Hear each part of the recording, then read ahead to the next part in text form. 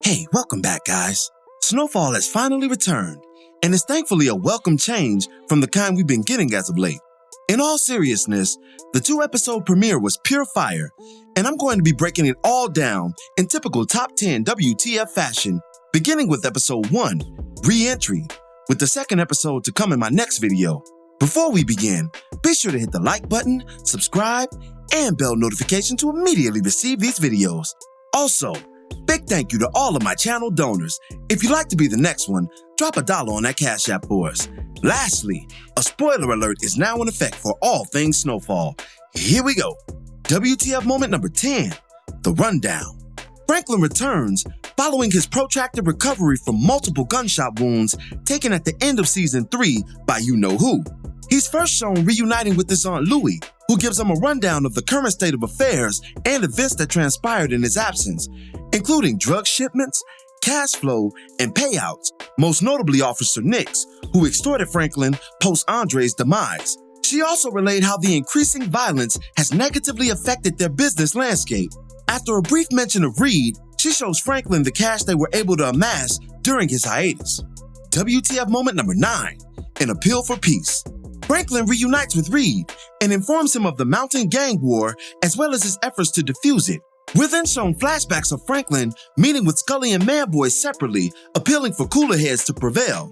Both gang leaders are unwavering in their dedication towards annihilating each other, leaving Franklin at an impasse due to his business relationship with both groups. After an attempt for Reed's intervention, the latter shares a story with Franklin that inspires subversion over docility, a CIA hallmark historically. WTF moment number 8. First, the Fat Boys break up. Franklin's next stop on his reintroduction tour is Leon, his best friend and business partner since day one.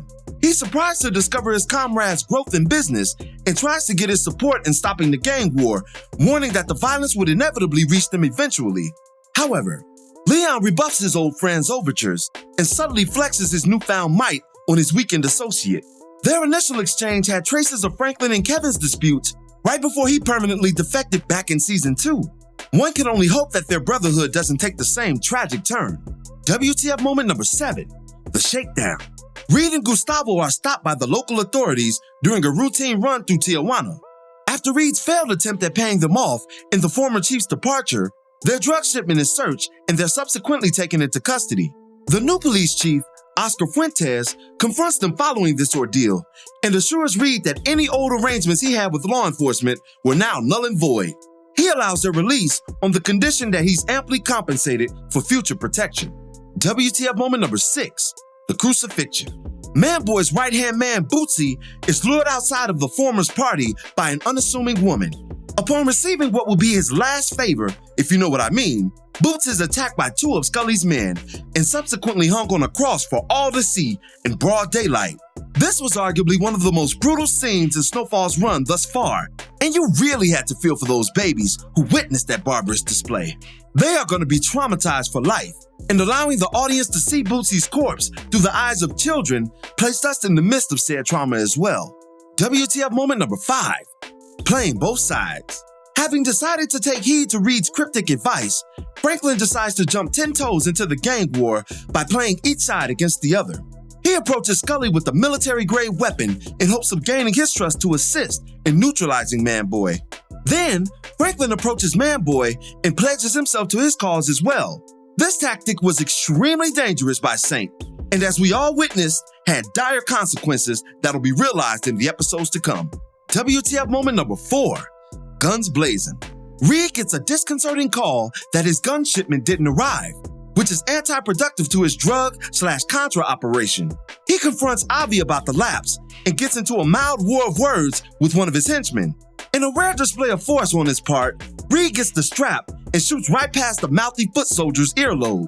He then demands Avi personally look into the critical error and contact him when he does.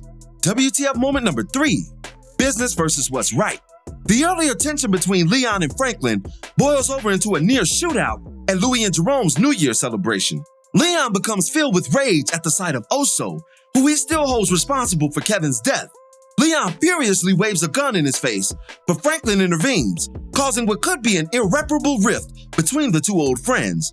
Leon's disposition against Franklin is rooted in both the latter's fragile condition and Leon's maturation in his partner's absence. WTF moment number 2, a melody for the Lord. Towards the end of the episode, we finally get a melody sighting. This version much different from the one we last saw. The unfortunate casualty of Franklin's drug trade ambitions is now a reformed Christian, hoping to leave her past behind her.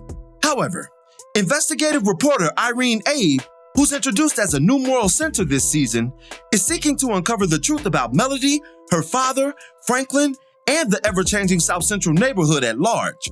Though seemingly apprehensive, her exchange with Irene definitely jarred something in her conscience, and the revelations that will flow as a result are sure to have some major blowback for our main characters. In WTF moment number 1, Enter the Dragon. As Franklin prepares to depart for possibly the biggest mistake of his criminal career, his father makes one last appeal to keep his son from danger.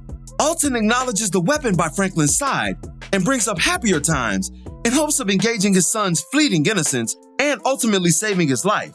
Franklin doesn't outright rebuke his father, but in a rare moment of vulnerability between the two, hugs it out and emotionally states, "Thanks, Dad." Franklin then withdraws into the wilderness of South Central, his father looking on in anguish. Some lingering thoughts before we end today's video. The premiere opened with Labby's C phrase, "I got the," to a montage of a fragile Franklin gearing up to go back into the world after an extended layoff. The song is a brilliant selection, given Franklin's current state, and the opening lyrics accompany that disposition perfectly. "I got the blues, but I don't mind. All I have to do is get to you, and then I feel just fine." This verse speaks to the fledgling drug lord's future reintroduction to every member of his cipher, some of which fare better than others. As the lyrics continue down a more reflective path, Franklin finds an old letter from Melody stating, "Franklin, the last couple of months have been strange, but I couldn't stop myself giving you a card like every other year. No matter what, I pray for you every day. I wish you nothing but happiness. Happy birthday. Love, Mel." Beautifully written by his former flame, who all but certainly doesn't feel the same. Additionally, the opening theme is the same sample used for Jay-Z's Streets is Watching, something that most definitely pertains to Franklin's current plight against the furious gang war plaguing his neighborhood and business. His weakened state has made him a mark for the many vultures patiently awaiting his downfall. The streets is always watching. When Franklin inquired about Reed to Louie during their initial reunion, she gave off a weird vibe in her response, as if there's more to her and Reed's interactions than she's letting on. It could be a clandestine business arrangement yet to be revealed between the two, or something more.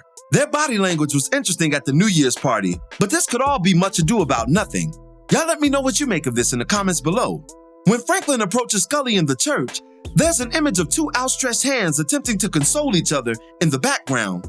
That imagery was representative of Franklin's futile attempt at making peace, a nice touch by the Snowfall brass from a storytelling perspective.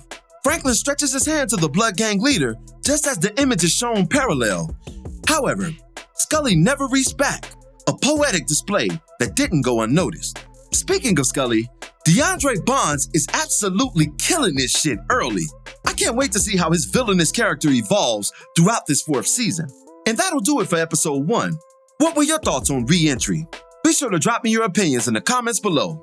I have the episode 2 breakdown up next, entitled Wait, followed by more analysis and breakdowns beginning with Franklin Saint and going on down the list. So stay tuned. As always, I thank you for watching today's video.